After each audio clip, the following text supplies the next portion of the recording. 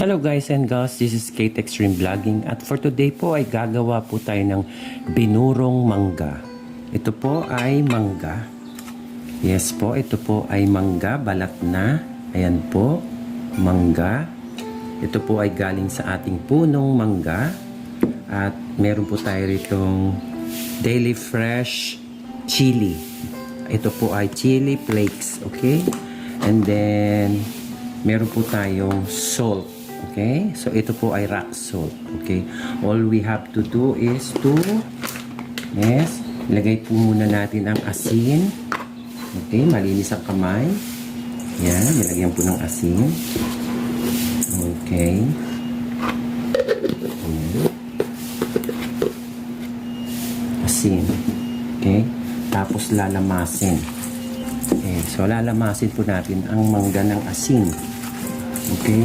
Tapos po ilalagay natin ang mangga sa loob po ng garapon. Ito po ay na-sanitize na po natin. Na-sanitize na po natin ito ng mainit na water. Okay? So ayan, masaki. Yes po. Lagyan natin asin. Lagyan po natin ng pepper. Chili. Para po pag kinain natin, may chili po. May maanghang po tayo na pickles. Okay, so lagyan pa po natin ng asin. So, ang pagbuburo po ay kailangan lang ng asin at chili. Ayan. So, at i-store po natin siya dito sa garapon. Okay, so mas haluin lang po natin ng asin sa mangga po na ating hiniwa. Kasama po ang chili flakes. Ayan. So, ayan po. At ilalagay na po natin sa garapon. Okay. So, ito po yung garapon. At ilalagay po natin sa loob.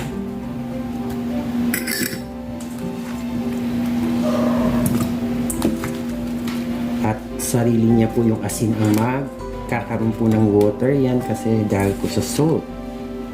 So, ayan po. Ayan po ay pinanungkit ko sa aking mangga. Ayan. Dahil napakaraming bunga po ng mangga. Ayan. Okay. Ayan. Ayan. Tapos isi-seal natin siya ng plastic.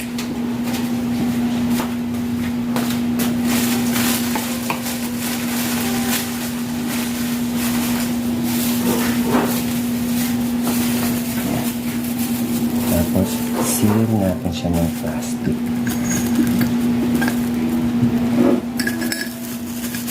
Tapos takpan natin siya. Ayan. Ayan po. So, ayan na po yung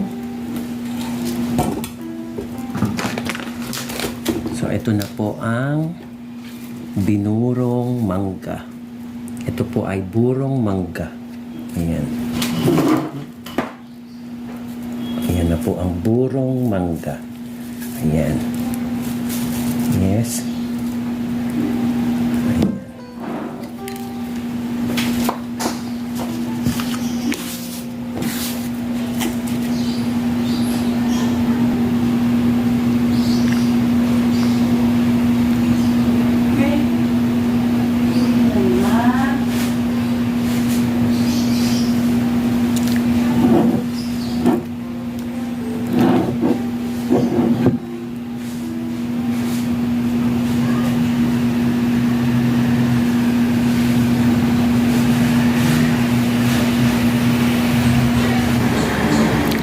So, ito na po guys, yung ating binurong mangga.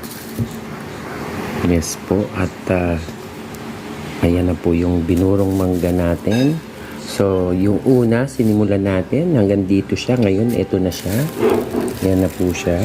So, nag-water na siya.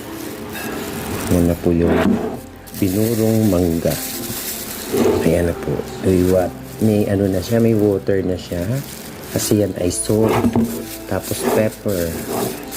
So, ayan. So, almost 2 days na po siya nandiyan sa loob ng garapon. Best po na gawin natin at least 3 to 4 days po na nasa loob siya ng garapon. Tapos po, pwede na natin siyang kainin. Okay? So, yan po ay kinakain natin pag tayo po ay may mga prito. Ayan. So, yan po ay nagmula sa aking punong mangga. Ayan. So, kung gusto nyo punuin po yung bote na to, kailangan po isang kaing na mangga ang hiwain po natin. So yan, salamat guys sa inyong panonood at hopefully may napulot na naman po kayong simple idea dito po kay Kate Extreme Vlogging. Ayan po ang ating binurong mangga. Okay.